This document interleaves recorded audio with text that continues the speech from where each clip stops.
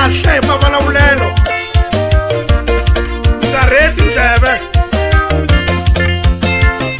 xandla famba xandla vuya loko hi pfuna munhu hi nga languteli ku pfuniwa hi yena loko tirha matamatisini hi nga languteli ku hakeriwa hi matamatisi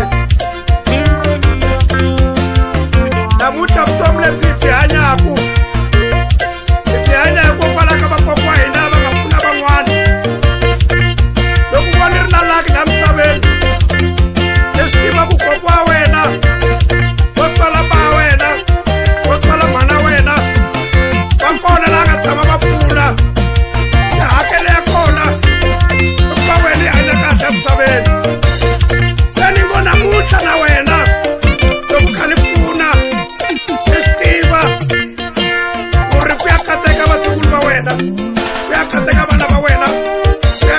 mashaka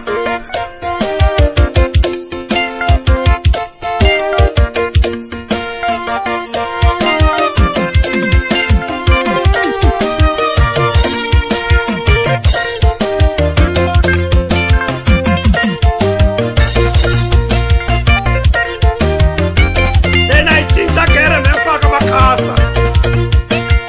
hambi indlela swo biha ndlela munhu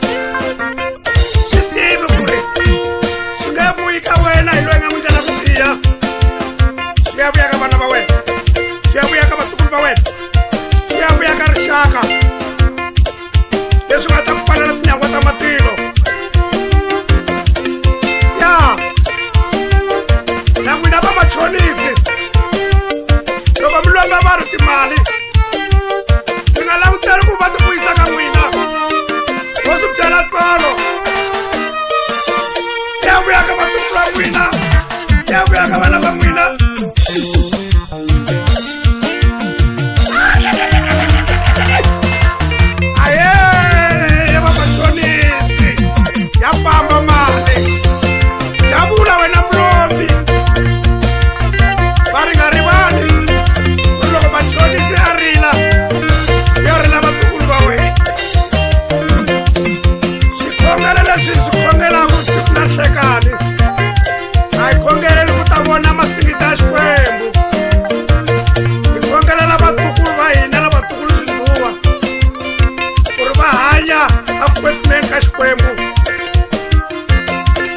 namuntlha vanhu va tshika tikereke va loloha ku khongela timhaka ku loko va khongela i ri swilo swa ha swilungu va ya nga khomi mali va ya nga xavi movha hi la ku hakeriwa hi swa misava leswi bolaku jesu kreste ta ku nga hlengeleti rifuwo na ku nghenaku ku bola na tisumba hlengeletani rifuwo ra matilo na ku bola na tisumba ku nga fikeki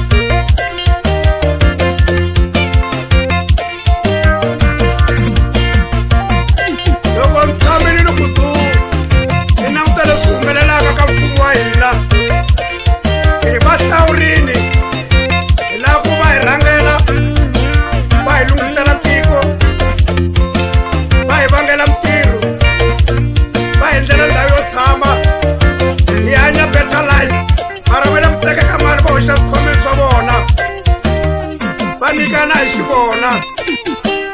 hlambanyani